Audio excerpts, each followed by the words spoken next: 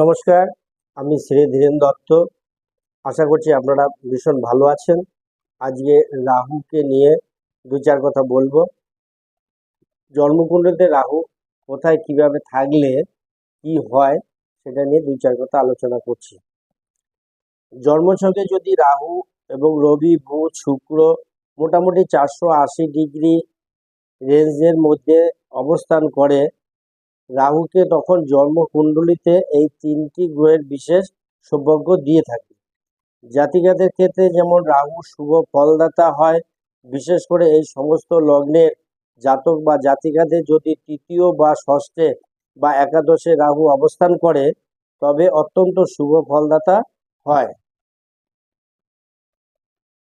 অন্যান্য ক্ষেত্রে লগ্নগুলোর ক্ষেত্রে যেমন সিংহ, তুলা ও বৃশ্চিক লগ্নের ক্ষেত্রে বেশিরভাগ সময় রাহু অশুভ ফলদাতা হয়।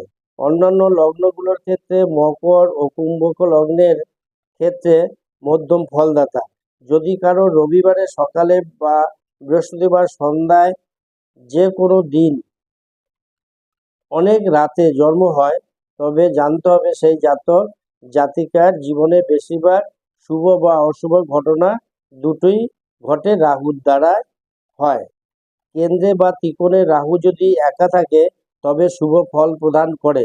বিশেষ করে রাহু যদি কেন্দ্রে বা ত্রিকোণে কেন্দ্রপতি বা ত্রিকোণপতির সাথে অবস্থান করে তবে অধিক শুভ ফলদাতা হয়। যেসব জাতক রাশিচক্রে রাহু দ্বিতীয়, অষ্টম বা দ্বাদশ স্থানে গত হয় সেসব জাতক রাহুর রত্ন ধারণ করলে সেটা সমাধান আসে।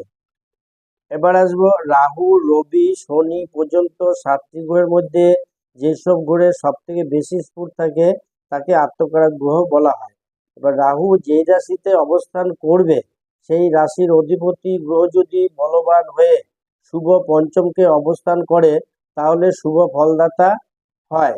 তাছাড়াও লগ্ন থেকে 4, 7, 11 যদি শুভ যোগ থাকে তাহলেও ভালো ফল দেয়। যদি রাহু লগ্নতে থাকে, মানে রাহুতে যদি লগ্ন যদি রাহুতে থাকে, সাধারণত বিবাহ দেরিতে হয় এবং বিবাহ বহু বাধা সৃষ্টি করে, পড়াশোনার ক্ষেত্রে ব্যাঘাত ঘটায়, কাজে বাজে বাজে নেশা, বিপরীত লিঙ্গ বিপরীত সেক্সের দিকে এগিয়ে থাকে। লগ্ন বা সপ্তমে রাহু একইভাবে অবস্থান করলে অন্য সকল ব্যাপারে শুভ ফলদাতা হলেও বিবাহিত জীবন সমস্যা দেখা দেয়। আরেকটা বড় সমস্যা হচ্ছে যে অষ্টমস্থ রাহু জীবনসঙ্গীর সাথে বিচ্ছেদ বা বড় দুর্ঘটনা দেখা দেয়। ধন্যবাদ। আজকে এখানে ভিডিও শেষ করলাম। ভালো লাগলে একটা লাইক অবশ্যই আমি পেতে পারি।